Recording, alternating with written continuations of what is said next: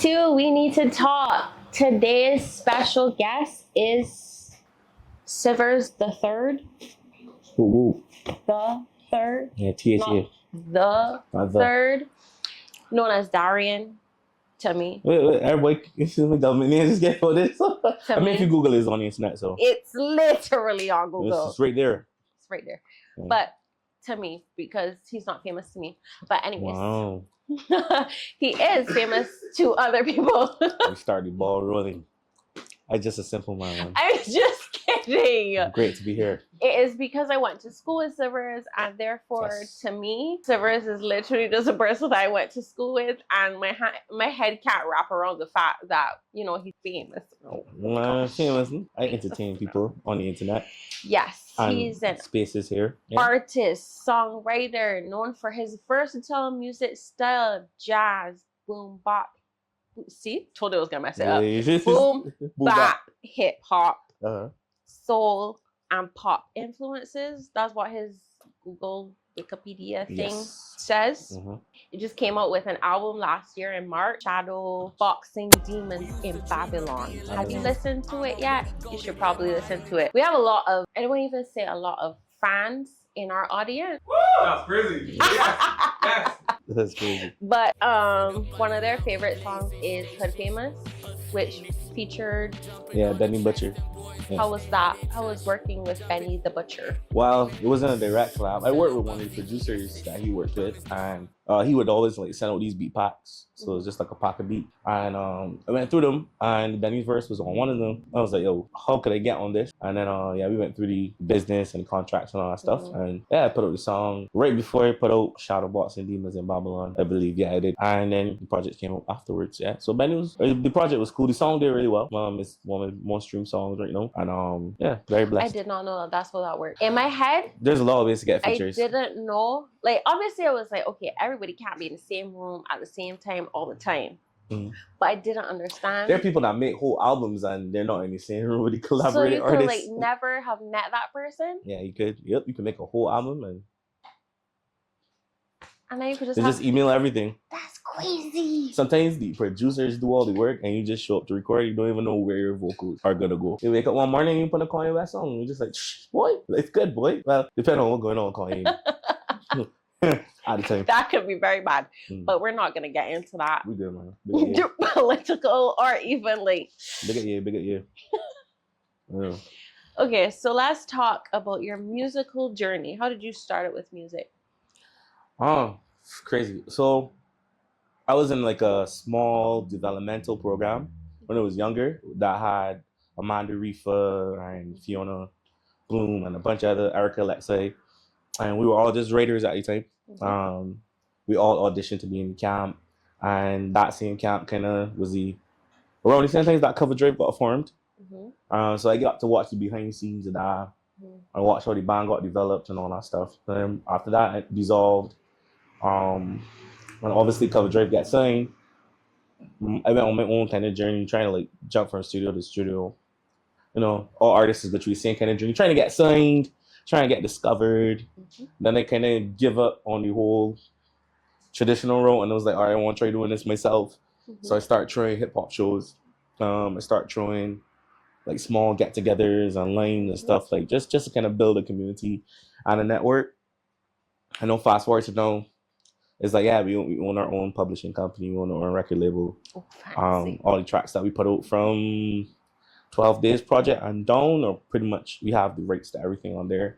So it's me, my producer Richie, Big Up Mixie from the UK that came to Barbados. And we've just been building. But Rich moved back now, so we still work via like internet transfer and stuff. But he pretty much, my next project, he produced most of it. And my last project, he produced a good set of it as well. But Shadow Boxing Demons in Babylon was really produced by Cash Green. So Big Up Cash, no more Cash. But he's also Bajan as well. Do you write your own songs? Yes, I'm my own writer. I got a ghostwriter, you know. Just waiting for them to descend from the heavens and bless me, you know. But I'm just kidding. But I write all my songs. I don't produce. I trade. It's not for me. It's not for me. I trade mixing too. Not for me. But I'm really intricate in the process in terms of like even getting other people to voice vocals on my songs. Like on Shadowboxing Demons, there's a poem that I wrote, but I got a female vocalist to come in and read the poem for me. Shout out to JoJo's Vonna. Yeah, Giovanna came through and did a read a piece for me. So yeah. So sometimes I'll have like a voice in my head too. I would get like a female singer to come and I would write the vocals and everything. So I really am more of a curator and artist than get other people to bring songs to me kind of person. Yeah. I just giggled, but I wasn't laughing at him. I was giggling at the fact that I love that he was shouting out everybody. He's like, shout out to this person, shout out to that person. He's like, 5 million people. Crazy work. But I love that for you. I love that famous energy. Like I can just call. So you trying to tell the viewers that you are social, you don't want to mess with nobody, and you just call the fake smile to get through the day and get the clients. That's crazy. I don't fake smile. Oh, great, bro. I don't. I'm just a quiet person. Keep yourself. And that solitude is nice. I socialize. I wouldn't know you if I don't socialize. That is true. I used to socialize so much at school, and then it just went. Adulthood kind of changed that, innit? Yeah, it does. Because it's like you get so. I think for me, I'm a big advocator, maybe. It could be both, but it's like I am very picky on my time and the people that I spend my time with. Yep. So it's like you can't give everybody your energy. I get so locked in on this that I just gotta remember myself sometimes. I actually do something outside of music, like son I'll go play a pool or do something else, and I just be like, I spend like 75% of my time worrying about rollout music videos, recording, podcasts, streams. It's crazy. Yeah. I love that sentence because that actually brings us in to a topic that we're going to get into later, but mental health and managing your time, self-care stuff. So 75% is a lot of percentage. How do you handle that? The whole process of I have to do all of this by myself. If you're liking this episode, please like, subscribe, press the bell notification, share, and comment. Well, I mean, luckily for me, it's not all by myself. I do have like a team of people that like help me out along the way. Whether it be from like Darwin or Lamar or people on my team from Red Elf. Shouts out more people. I am fortunate to be in a position where like a lot of our artists do have to deal with like doing everything themselves. But like, yeah, I do think it's much better than where the workload is kind of divided among a team of people. And I feel like my friends are like super involved in my life and my career too. So like if I got a song to put out or something to promote, like I pretty much just send it to them and they just go, they go crazy, So yeah, balance. I do struggle with that. I'm not even gonna sit here and cap. Like for me, my days just go from zero. Like sometimes I leave my home at 6 o'clock and I don't get home till 1 o'clock in the next day. And some days I get home and it's like a short day, maybe get home at like 4 or 5. And then even then, if I have time, I just crash and just sleep. I try to use that time to sleep though. But like, I'm a fan of music. So it's like, even though I record, I also constantly trying to listen to new albums and keep up with artists that I kind of grew up with. And it's crazy. But balance, yeah, I think that's definitely something I struggle with. Especially in Barbados, you got to work so hard for so little. So then you got to juggle that, like just finances ways, and then still try to make the product quality but not sacrifice the actual like integrity of a project. It's crazy.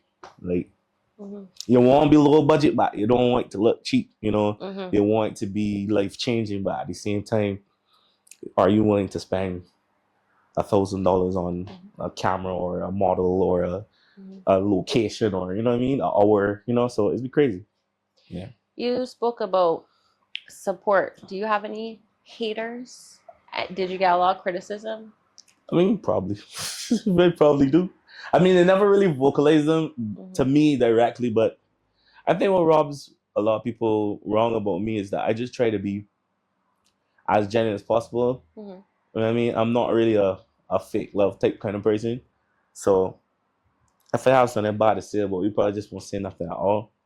And then it's like, I feel like sometimes in the structure of like life, people will put you in scenarios where they want you to like clamor to you, especially in this industry. Like you'll meet a lot of people who will just like give you a very, yeah man, I will do this thing for you, or yeah, I will show up to this thing. And then, you're not saying that person, but it's just the biz. You don't take it personal. It's just keep it moving. So I think we all got haters. Everybody in this room got haters.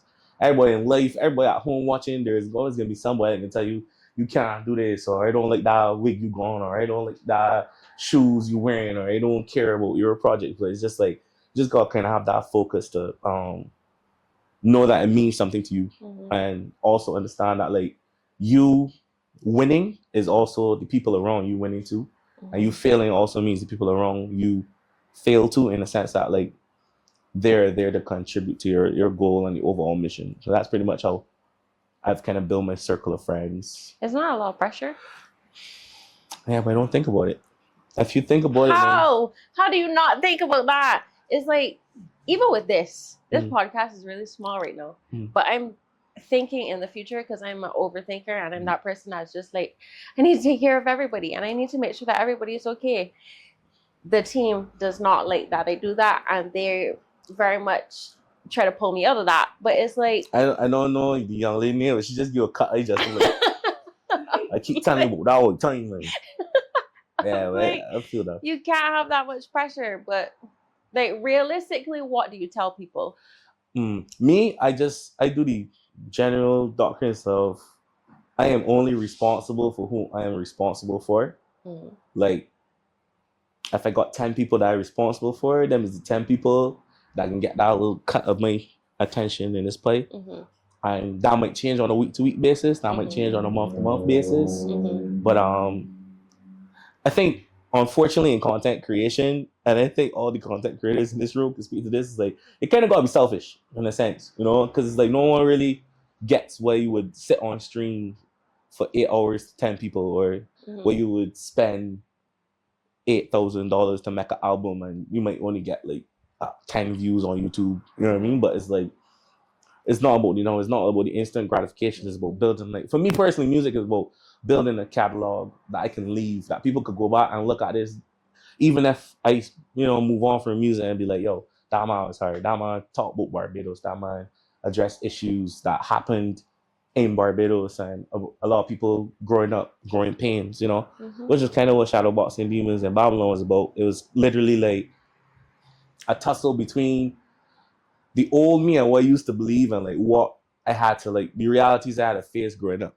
you know, realizing that like these bigger than life characters that I would see as a little man on the block or around my neighborhood, I see as like untouchable, could be touched, you know, they're not here now, they could die. People that you love could pass away. People that you thought you was going to marry or spend the rest of your life with, you move on from them, and it's like, if you tell somebody yourself 3 years ago, yeah, when you ain't gonna be with this person no more, you'll laugh at that person and say, I don't know, but like, that's sort of the realities you gotta face, you know, like, especially growing up in Barbados. I always say that living in BIM is a very unique place, because we're the most educated, but lack of empathy is a very big thing in our society. Like, somebody will see you and be like, yeah, man, I see you working hard, but like, it's always from a standpoint of all of us going through something, but no one really ever talks about the underlying issues, and it's be crazy like that. So I feel, and that's why you should go to therapy. Shameless plug. Yeah. I'm gonna say something super cliche, like all artists say this, but like, music really is my therapy, to be honest. Like, I really do write about conversations and things that I tackle on a daily basis, like, with people in my songs.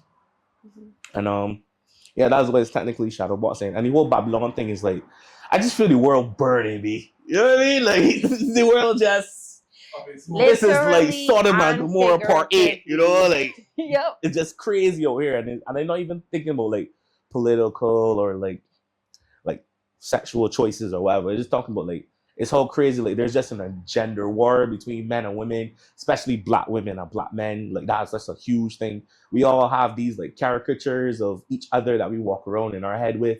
And it's like, what's your caricature? You're good. Questions. You're good. I can see why you're a therapist.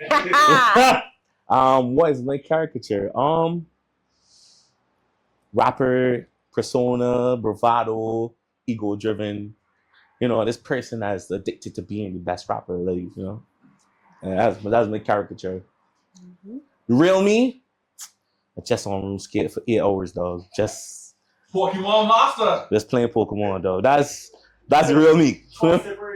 That is real me. Yeah, this give me a minute. I can just Pokemon. Caricature in the club, popping bottles, smoking hookah. Real me. Stare at my ceiling for 3 hours. Think about what I gotta do for the rest of my day. At 5 in the morning. That's real me. You know what I mean? Yeah. Yeah. So since you hit me with a question, right? Let me. Nah. That's not how this works. That's not how this works. Go ahead. How do you juggle like your personal life and your professional life? Because I imagine being a therapist, like people will come to you with mad energy and mad stories, and like you gotta navigate that as a professional. But then it's like it's kind of hard saying, talking to someone or a group of people for X amount of hours, and they got some, the type of stories you hear up in the day can range from, I didn't really get a lot of love when I was a child, to, I used to get slapped on my face every day, dog, and I had to learn, like, how do you navigate dealing with, like, issues like abuse and, like, neglect, and then still go into your regular life and be a someone or be a... Okay, so there's multiple ways to answer that one. I'll give a little therapy secret. So for somebody who controls what clients that they see and how many clients they see, usually we balance it out by, I'm going to accept, like, let's say 5 heavy clients, and then the rest is just kicks, man. Like people that you literally just sit down and laugh in your head, not out loud, because we're not allowed to laugh at people. You don't do that. Literally just listening to stories and going, I am living through you and this is hilarious. So making sure that you slot those like that, that's a therapy tip for any therapist watching. And then for professional versus personal, it's more like you have to learn, which I'm still in the process of learning. When you walk through the door, you leave the stuff in the office. Okay. You can't, because as somebody who owns their own business, oftentimes you'll be like, oh, I'll just take home some work and I'll do work at home.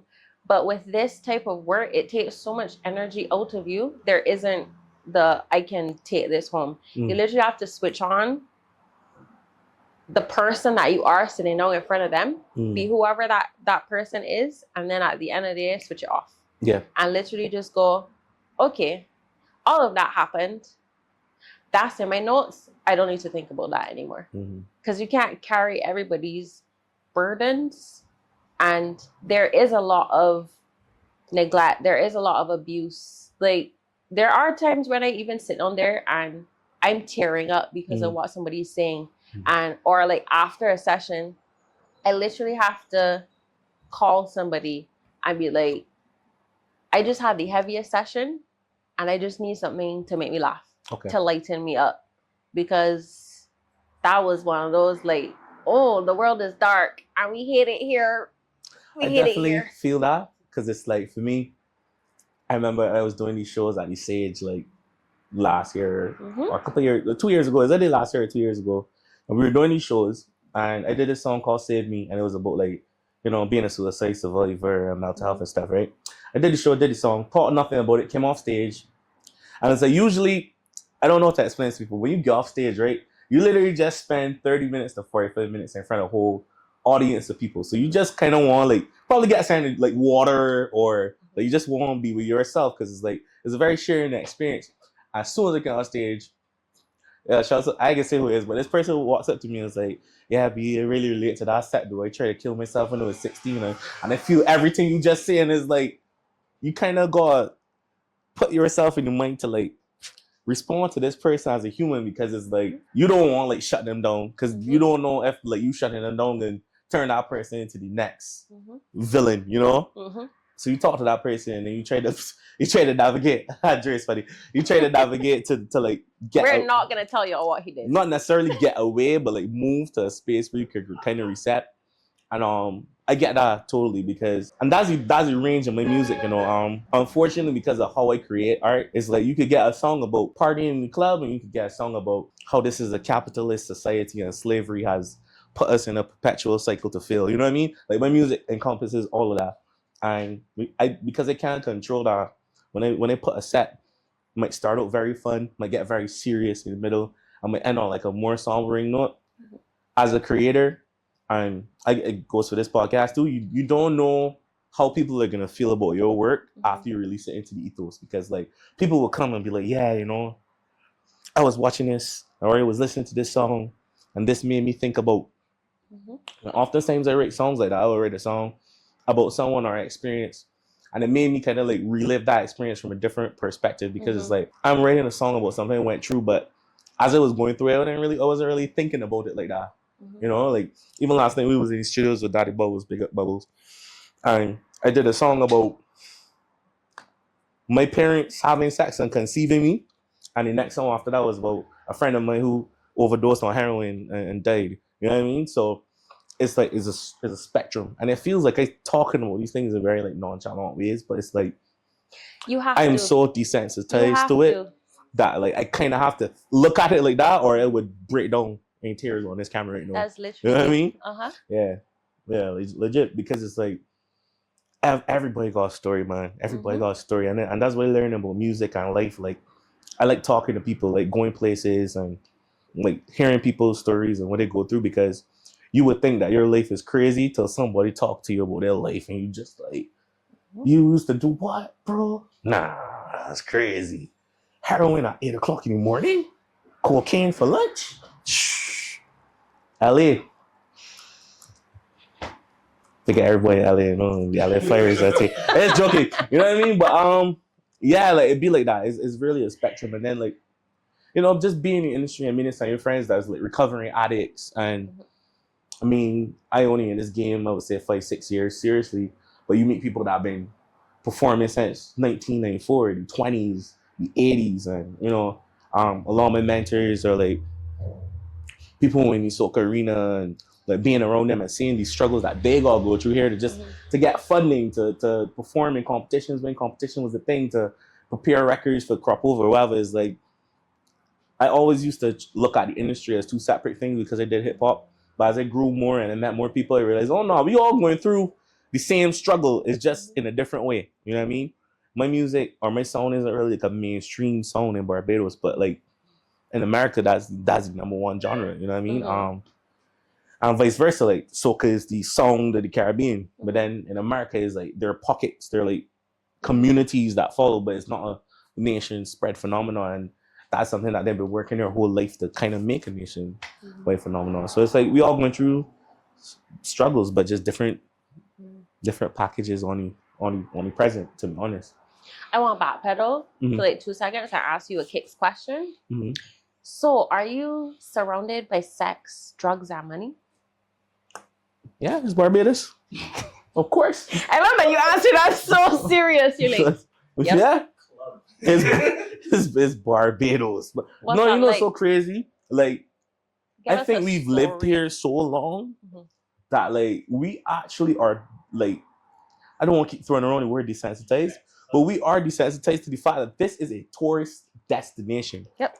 Like the moment you leave your house and you enter any of the hot pockets from like St. James to Christchurch, whether you talk with Gap or 2nd Street, you are liable to be surrounded by sex workers, drugs, loads of people that just come here to blow their money on a week. Like, quick little story. Went to the club for my birthday last year.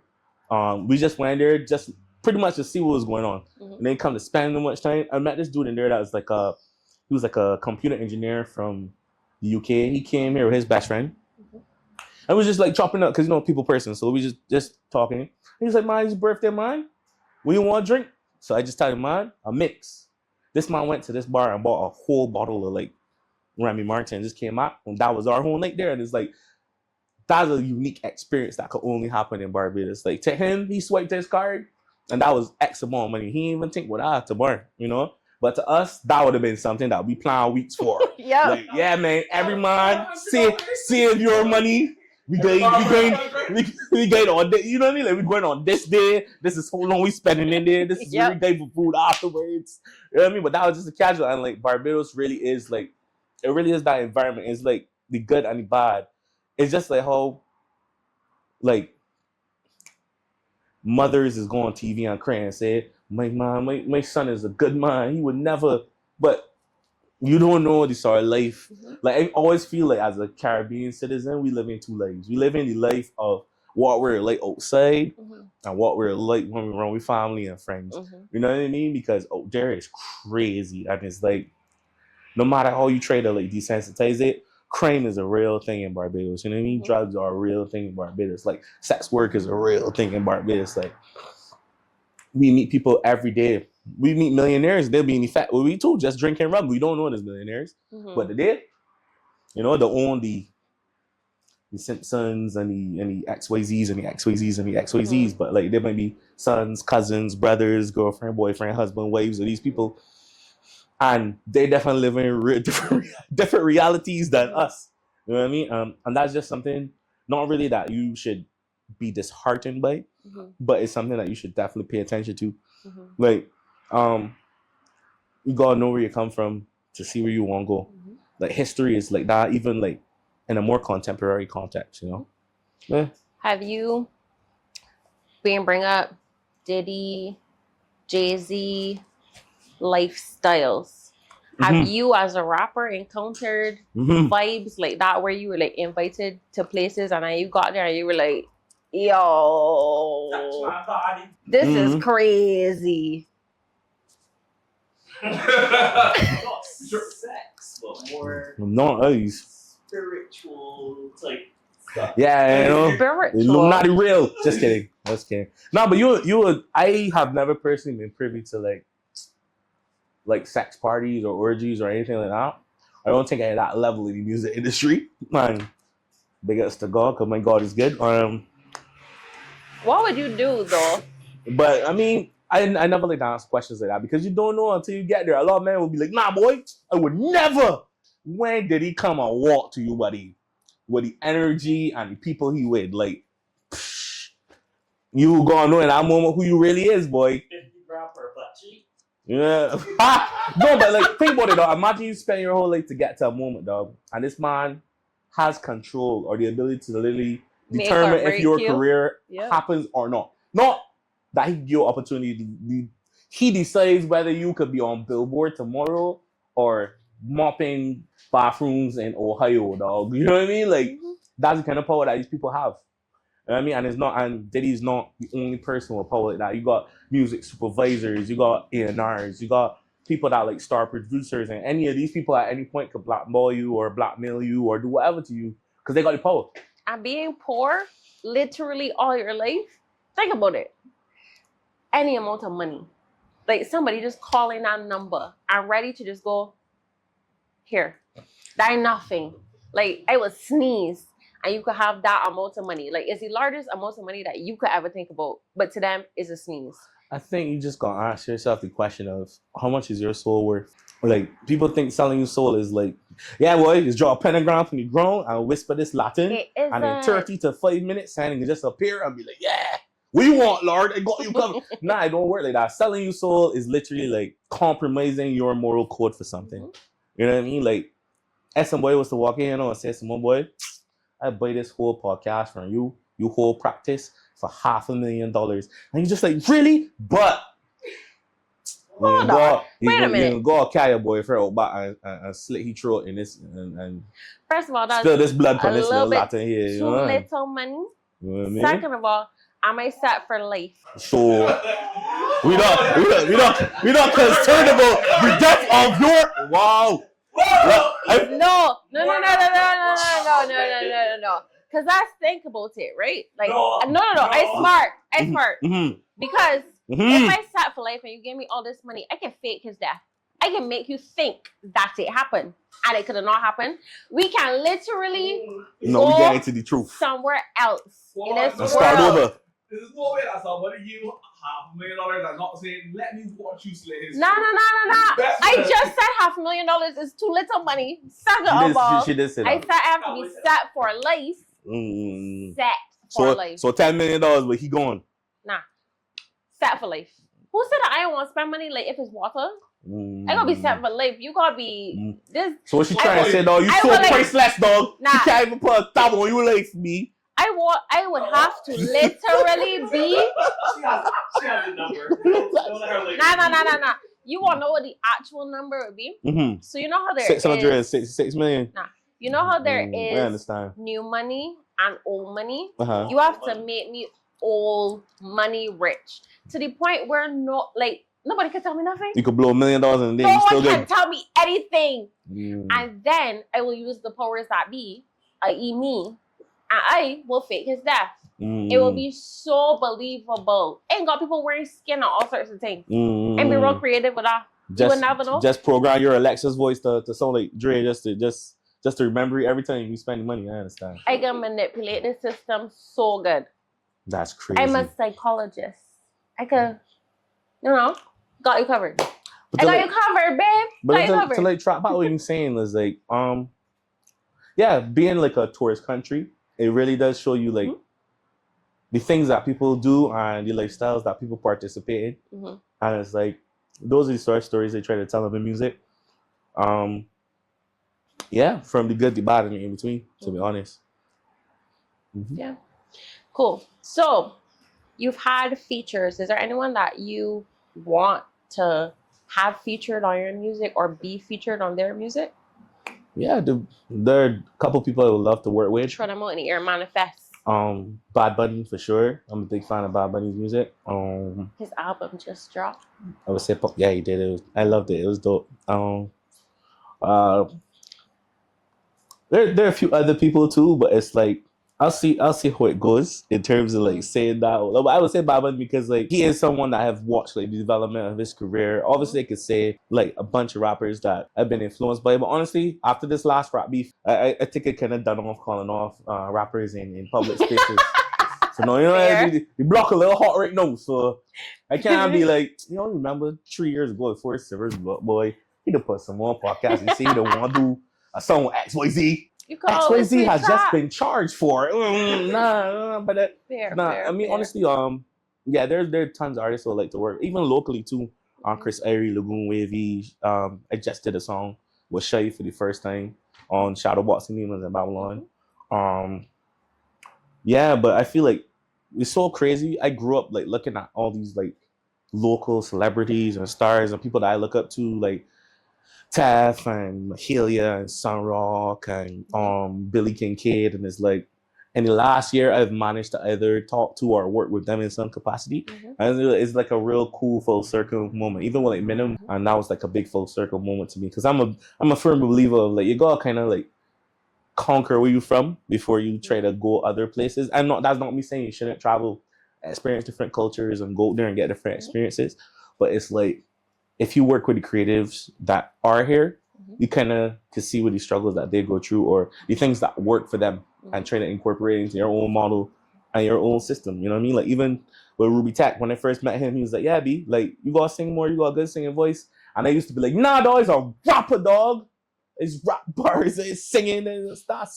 But it's like, my next project is like 80% singing. You know what I mean? But you grow as an artist and as a person, and you mature. A lot of things happen to you in life, and that's been like women trying to really capture in my music these days, like the maturity, like the things I've been going through, the growth, the development, the healing, the evolution of like Darian that you would have met at school, and like Darian and this whole other person I kind of just created, like because Sivers Tha Third, I won't say is a persona, but it's definitely like the more darker elements of my personality that I kind of walk around with before the world, you know what I mean? And put on display. Yeah. You had said earlier that shadowboxing has mental health stuff. Can you give us kind of like a behind the scenes, other than because you spoke about the one about heroin and stuff, but like other things, like other topics that you would have been like, oh, I have to feature this, or this came out of me, or so inspired you? I could go from top to bottom. So January 3rd was essentially like every year people wake up and say, new year, new me. That's what that song is about. You know what I mean? It's literally about like, yo, this is the start of something new. I can change my life. And then Zombie Walking is literally about how people like walk around with like these habits that turn them into zombies. Like whether it be weed or you ever see a person that tell you, B, I ain't got no money there, boy. I ain't got no money, but rolls up a joint right in front of you. I was like, bro, are you back and smoking, dog? Yep. How that work out for you? Uh-huh. Man, I can't really get nowhere, boy. I can't really get nowhere. You driving a Mercedes, brother? Oh, you ain't got the money to get nowhere. It says it's like things like that. We all are a slave to something, whether it be like a drug or a TV series or a relationship or and it could be And a then you point at romantic. me. Whoa, When you said relationship, you just went on a I just use my hands. relationship. I can't go relationship the dirt in the camera. But yeah, or relationship or whether it be romantic or platonic, like they're all things in our life that we're kind of like slave to, and sometimes we end up becoming almost like the zombies in movies. Like we're literally drones to this thing. And wow, sir, time out. Why? The track order in my head is kind of being a little wonky right now, but I believe that right after that is sometimes I feel like dying, and that poem was essentially like I had just get back from being in LA, and I think all Caribbean people experience this. You just went to a very big shiny place, and you come back to very quiet Barbados, and you just get like this lull that falls over you. It's like, yo, I was just in a crowd where Estelle was performing on stage and I was taking pictures for like a magazine and doing these podcasts. I know I'm back in Barbados waiting for the bus, bro. That's crazy. You know what I mean? Like the contrast of that. You know what I mean? So sometimes I feel like Diane was like literally upon expressing like, you know, even if you might got all these things going on in your life and you might got great friends and a great system around you, you would just have those weak moments where it's just like, yo, I don't really like where I at, you know. I don't really like who I is internally, you know. Like I like the public version of myself, but privately I still got trauma or a past relationship to work on that I need to get over, or you know, issues with my parent or parental issues that I need to work out, you know. And then Roses was just kind of like I wrote that song in a period of time where a lot of people were like passing away that I had known. Somebody from my neighborhood, my cousin, my grandmother had passed away in a period of time, like in a year's time or a couple same pocket. And I was just there like, yo, it's crazy. God can appreciate people for when they're here because they could be like so much to you. And then you literally have to navigate, how do I go through my life with this person?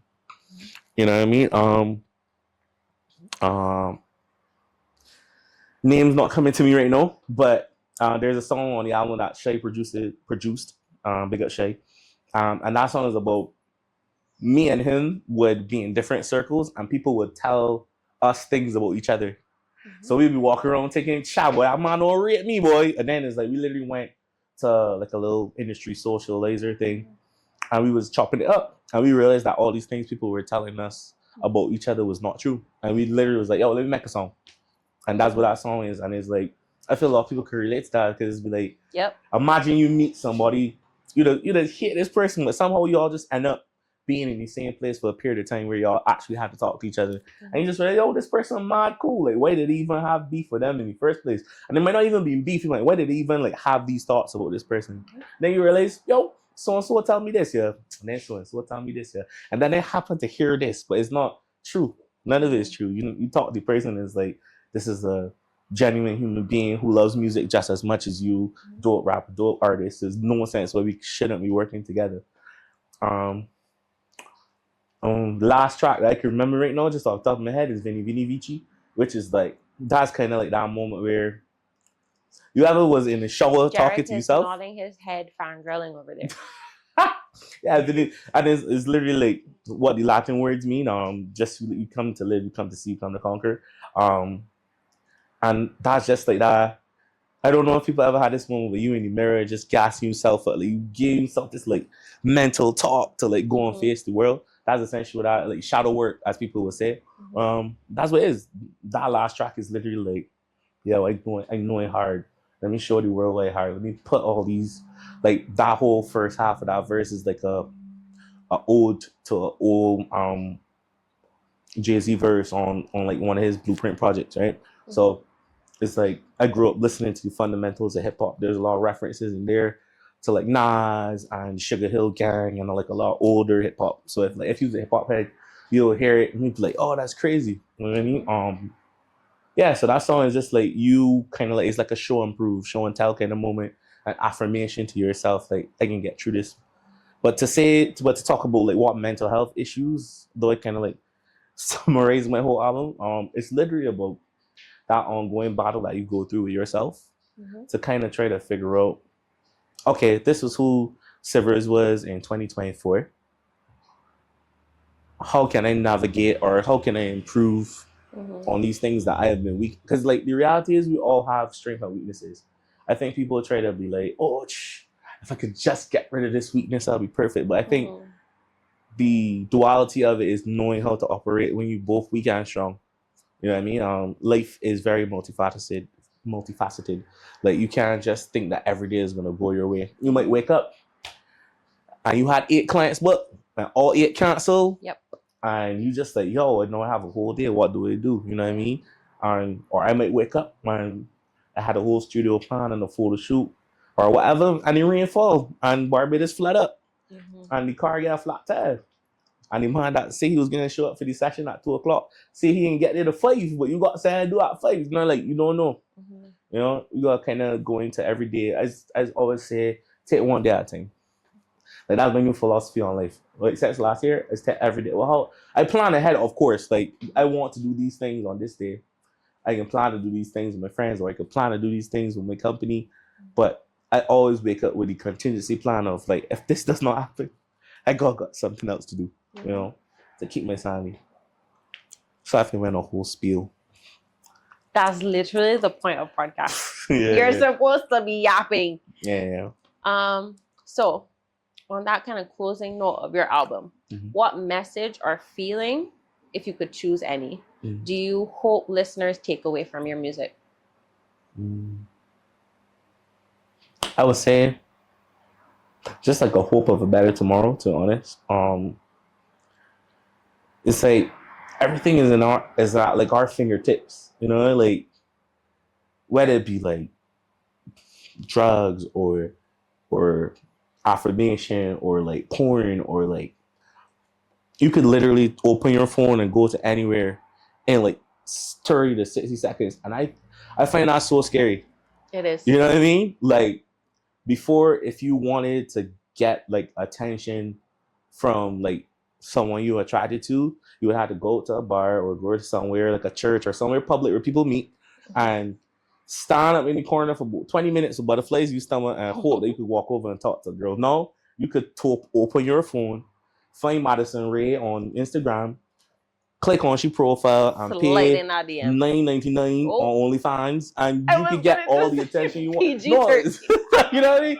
No, it's crazy like that, and that's wild to me. That concept of being able to do that is crazy. I mean, obviously it's fake because it's like it's not the same interaction of like meeting a local in your like club or like church or wherever you meet people, but it's like that's at your access. If you want to go and order anything for somebody, you could go and find someone or a friend of a friend that you know, a friend that sells whatever you need, and you could get it. And it's even scarier in like Western society because like they got shops. You don't even gotta like do it illegally. You could go and get whatever you want. Is at the tip of your fingers, and that's how scary the world is. I feel like every day we wake up in a Black Mirror episode, be like every single day is be like you just turn on TV and one of the richest men in the world doing a salute, and you just there like, wow, that's crazy. If the man with $1 billion doing that, what is happening to the man that don't got $1 billion but believe in that in the shadows? You know what I mean? Whatever that may be. And it's like, I feel like the world, because of like propaganda, people paint narratives about public figures, we paint narratives about each other. And I would say if there's anything you walk away from an album with, it's just it can be okay. You can go through some tough stuff, like you can go lose, you can go lost. There's definitely a grief that comes with loss. And if unfortunately I ain't trust any men on the bus no, because I ain't this boat as well. Like we don't grieve. Things is happening and we just be like, man, that's life, man. You just keep moving, you know? I got something to do. I can't afford to be sad. But then it's like when everything gets quiet, I ain't just talking for myself personally, you know, like when the shows are over and you don't got any more studio sessions booked and you just there with yourself, any shadows, You gotta live with yourself. it just hit you. Mm-hmm. And it's like, what have you feeling in that moment? It's just like, what have you feeling in that moment? You just gotta be like, oh, I should have not put this off. I should have dealt with this over a period of time. No, everything is hitting me at the same time. You know? So, the audience Mm-hmm. would like to know about your love life. Is there any special someone in your life? What's that? A lady, a man, a them, a not them. I love music. Uh-huh. Love music. So yes, he has a special someone in his life. He's just not ready to share it yet. You heard it here first from someone, huh? Nah. I just chilling, man. I'd be too as a workaholic. And unfortunately being a workaholic puts you in a certain category called damaged and battered, you know? So me in that category, you just gotta focus on your strengths, you know, like you know, working, doing music, that sort of stuff. I'm like, over. It's so funny because my next project is about love.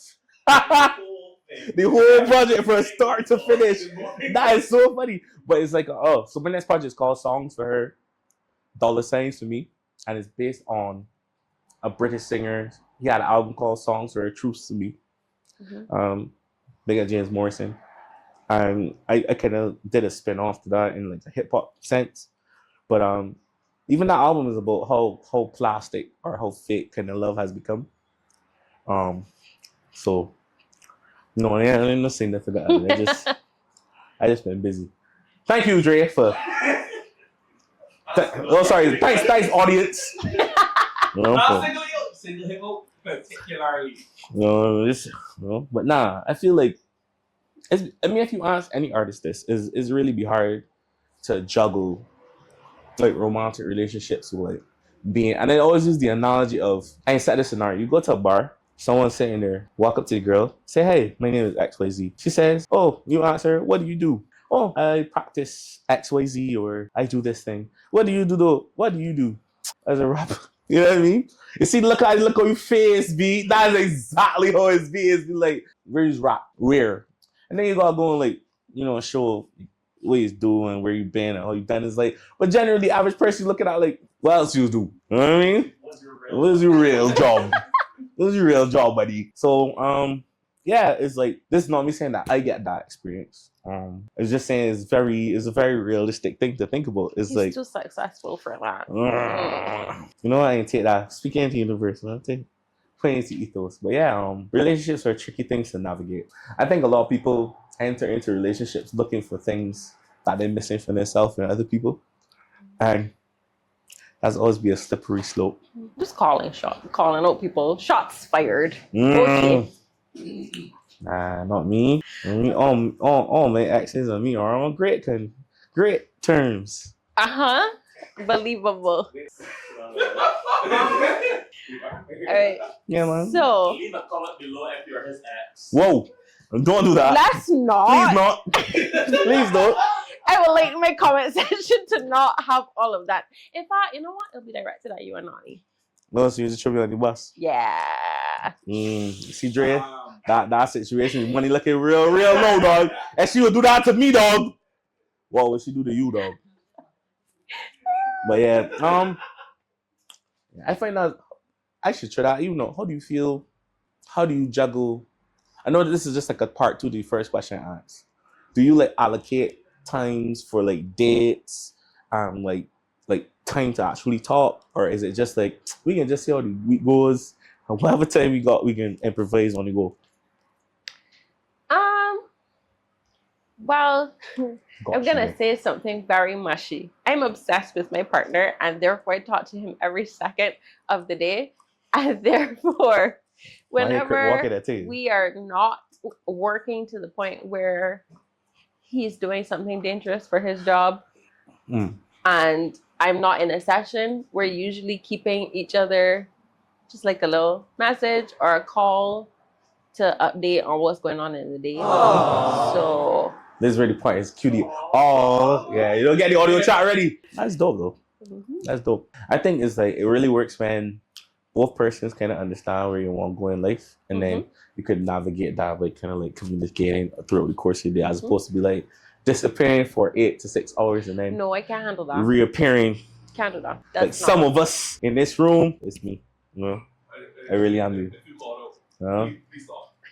It's just me though. I always do, dog. Like sometimes I just disappear for 8 hours. You know? But honestly, or 3 days, or a week. No, not 3 days. Or not a week. Or no. But I still care. You know? Huh? Yeah. If you would talk to me as 3 days, you got a whole 24 hours.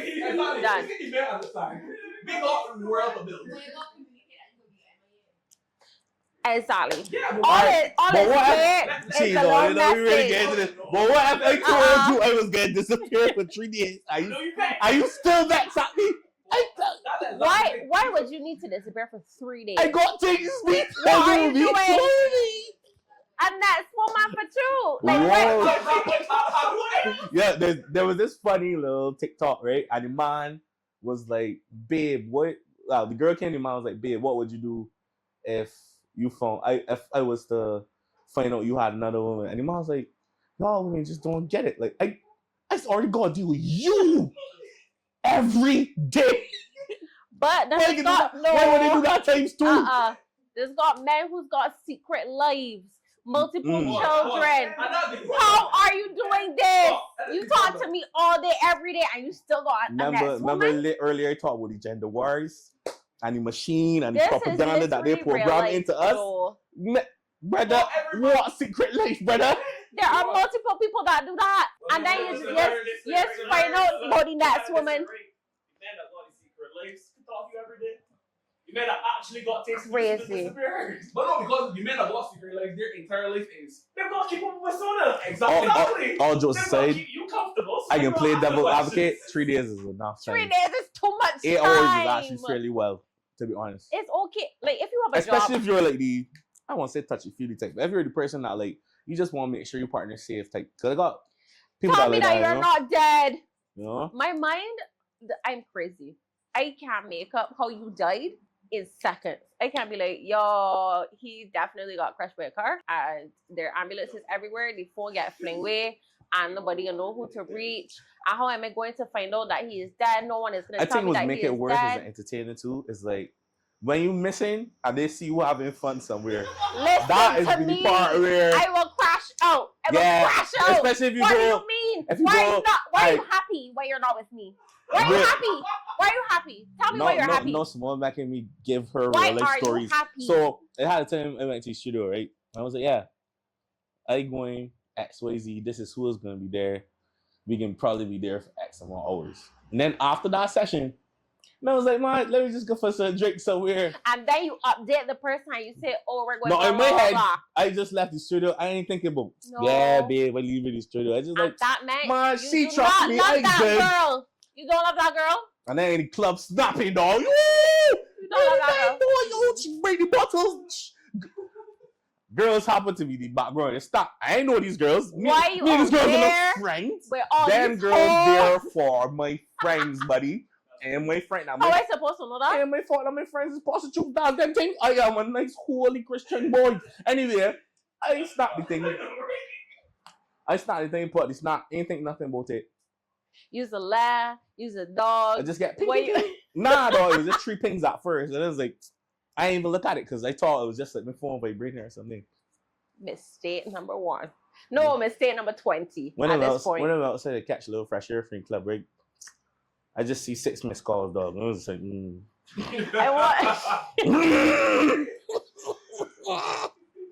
that was not a fun conversation. I you know how you know that he was supposed to get their messages? Sivers phone always dead.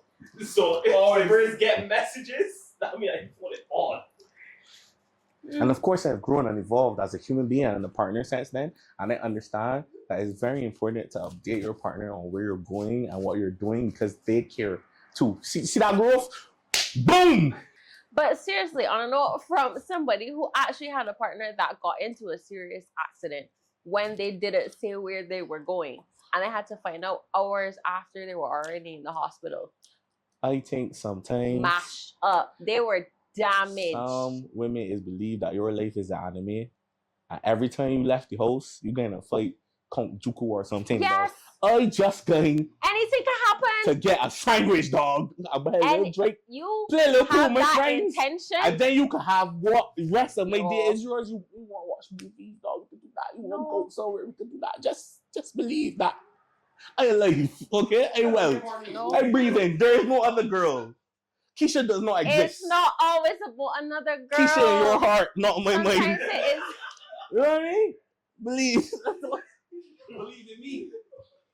Sometimes it is about your safety. I understand that though. It's about your safety No, of like, after I care the- about you and I would like you to not After be having hurt. the conversation with the person in question, I started to realize, all right, I can see what you're trying to say here. And I apologize for that. Nah. I care about your safety after call 1. Did they do it again after After that? call 2, I still care about your safety. Call 3, why are you not answering this phone? Call 4, yo, they were girls. That was what they're doing. Well, maybe I was You just feel having as fun an idiot. with my friends. You know? Call 5. Call 5, I want you to know that I'm wishing you nothing but death. Whoa. Alright, this is personal. Professionally, what's the song? If you go out, this is a couple's session. Realistically, If a girl come to you and tell you this exact same story, what you telling she? Professionally, not personally. Zoom in on the face, man. Catch it for you. professional me, I honestly would be like, okay, so he has communicated with you that he is doing X, Y, and Z.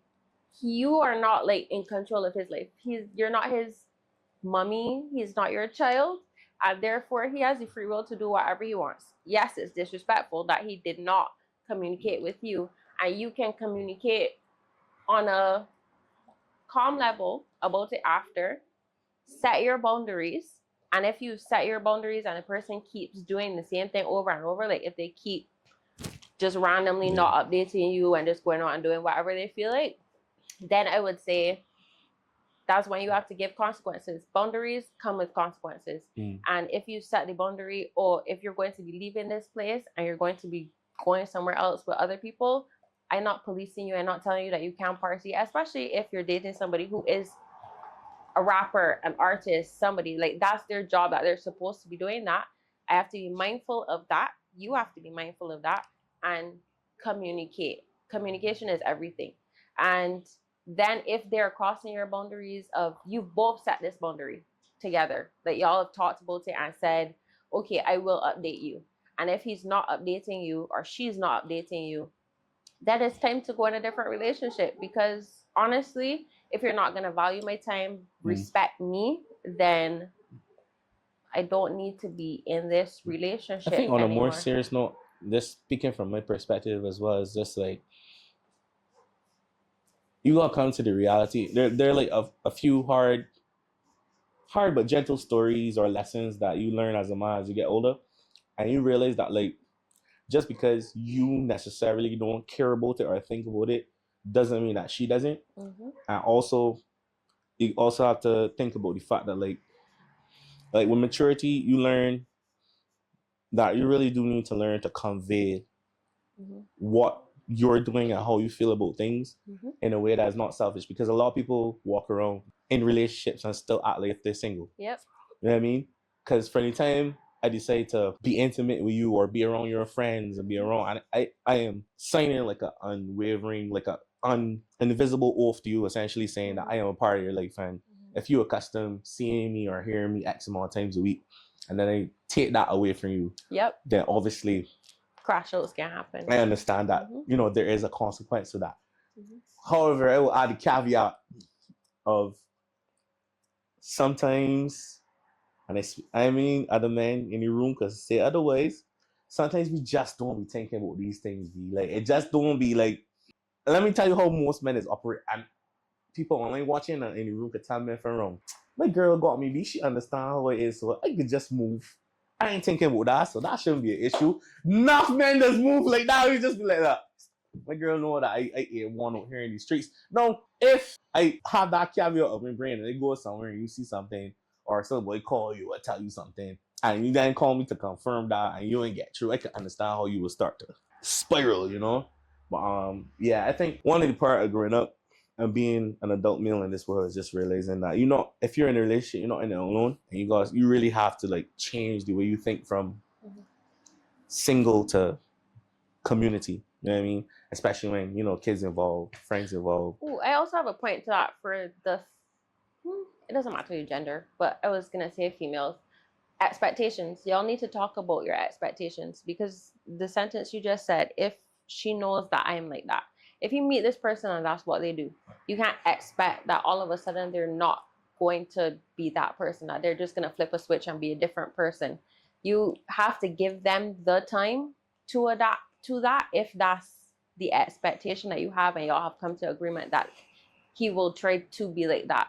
But then if he's not that type of person, that's not going to automatically come to his head. Yeah. I think people look at their partner sometimes as a customizable character in a video game. And they'll just be like, if they just had these two things, my relationship / marriage would be perfect. But the reality is like, that's not how this works. Nope. It's like you fell in love with that person for XYZ categories.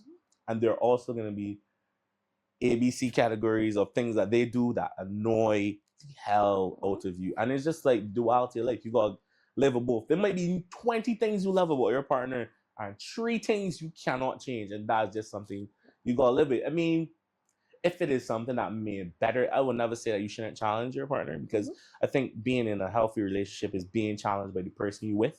But at the same time, if this is like a core fundamental personality thing, more of a bad habit thing, it's be hard to like go into a situation and be like, yeah, boy, if I get these 2 more things out of he, boy, like good.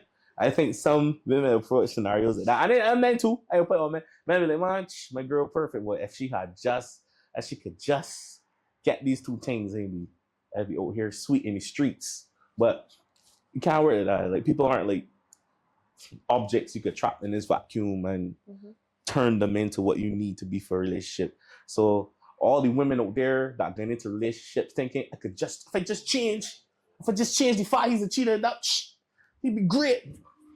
Ain't working for you, sis. Listen to Uncle Sivers. Ain't gonna work for you.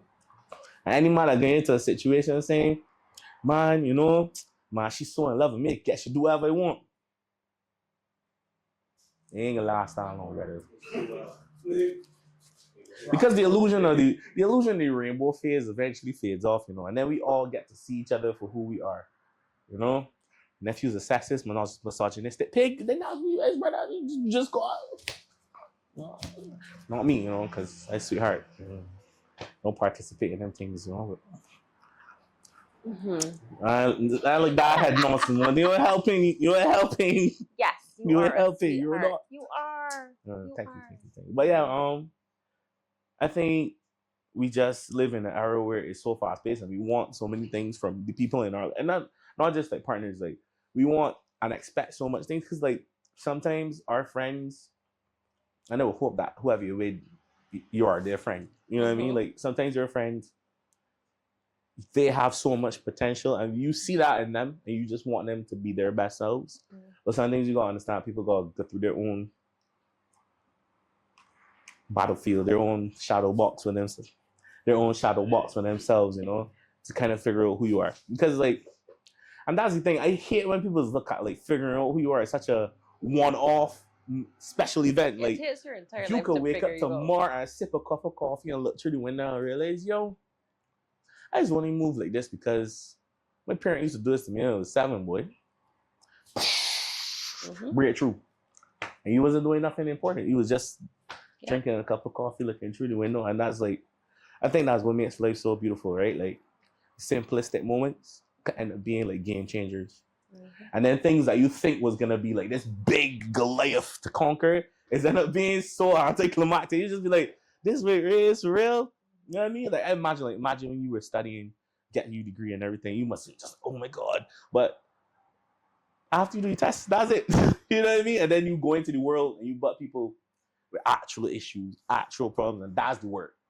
Because now you gotta try to. That's where imposter syndrome comes in. Wow, real? Yep. Because then you sit down and you go, oh, wow, you're actually telling me things. That's crazy. Your mental health is in my hands. I can't push it.